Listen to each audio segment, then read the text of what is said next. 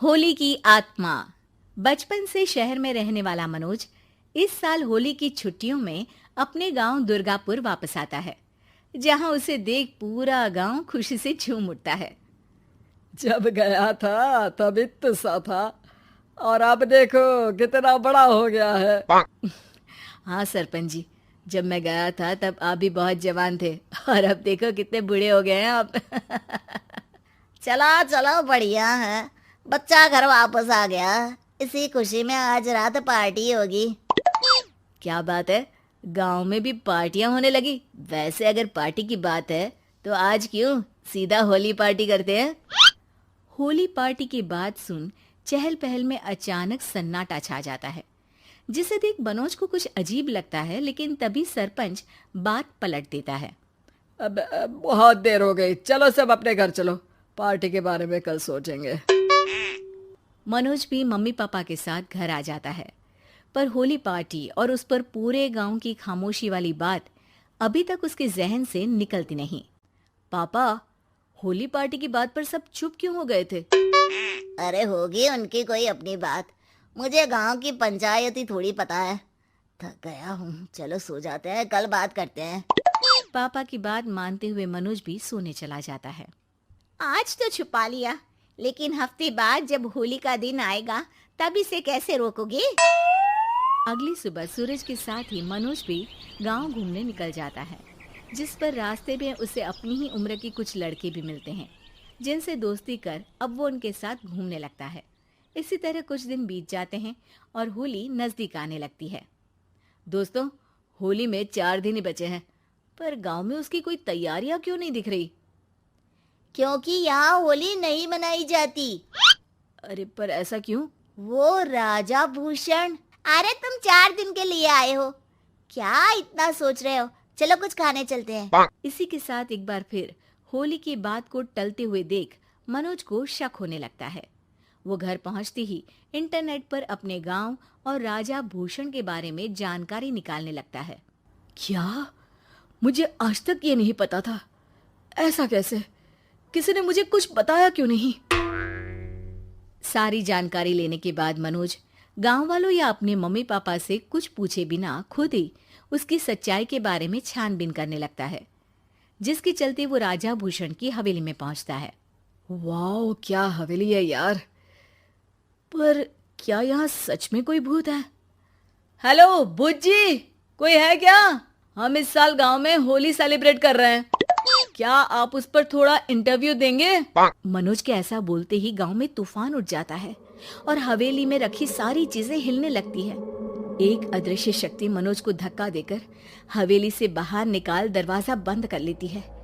ये सब देख मनोज हैरान रह जाता है। क्या अभी मुझे हवा ने धक्का देकर बाहर निकाल दिया? मेरे होते हुए इस गांव में कभी होली नहीं मन सकती, इसलिए दोबारा ऐसी कोशिश भी मत करना, अंजाम बुरा होगा।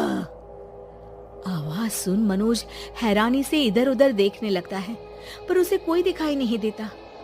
वो गांव वापस आ जाता है, जहां तूफान की वजह से सब कुछ तहस महस हो चुका होता है।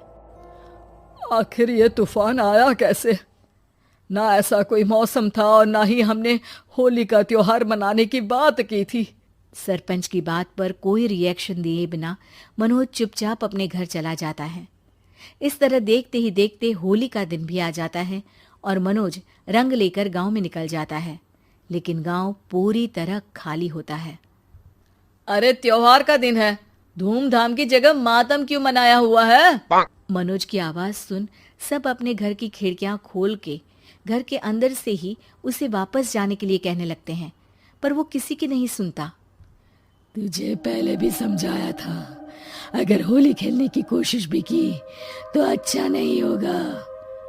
अरे बात मान लो बेटा, तुम्हें सच नहीं पता। मुझे सब पता है। सालों पहले इस राजा ने एक अंधविश्वास फैलाया और आप लोग आज तक उसे मानते आ रहे हो। अरे बेटा, जब तुम पैदा भी नहीं हुए थे उससे भी बहुत पहले से इस गांव पर होली का श्राप है। अगर गांव में होली का त्योहार मनाया जाता है तो प्रलय आना पक्की बात होती है। राजा भूषण इस सब में नहीं मानते थे और त्योहार मनाने लगे, जिसके चलते होली वाले ही दिन पहले उनके बेटे की और फिर उनकी मृत्यु हो गई। तभी से गांव की रक्षा के लिए उनकी आत्मा उस हवेली में रह रही है। सबकी बातें सुन मनोज उलझन में पड़ जाता है। सोचना भी मत मनोज, अगर तुमने इस परंपरा को तोड़ने की कोशिश भी की तो उसका परिणाम इस गांव और गांव के लोगों के लिए अच्छा नहीं होगा। मुझे भी यकीन नहीं हो रहा कि आप लोग एक बेतुकी बात को मानकर सालों से रंगों के त्योहार को मातम की तरह मनाते आ रहे हो। मनोज किसी की कोई बात ना मानते हुए पूरे गांव में रंग बिखेर देता है, जिसके तुरंत बाद वहां तूफान के साथ बिजलियां गरजने लगती है।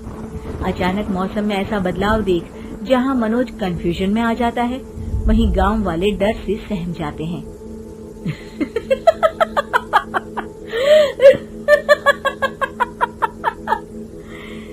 इस लड़के ने हमारे जैसे सिर्फ अपने स्वार्थ के लिए नहीं बल्कि पूरे गांव की खुशियों के लिए यहाँ होली मनाई है, जिस वजह से अब इस गांव पर होली का श्राप टूटता है। ऐसा बोलकर राजा का भूत वहां से गायब हो जाता है, जिसके बाद गांव के लोग धूमधाम से होली मनाते हैं। खुशियों के रंग गांव में बिखरे ही होते हैं कि अगली सुबह अचानक मनोज कहीं गायब हो जाता है और एक बार फिर गांव में होली का नया राज शुरू हो जाता है।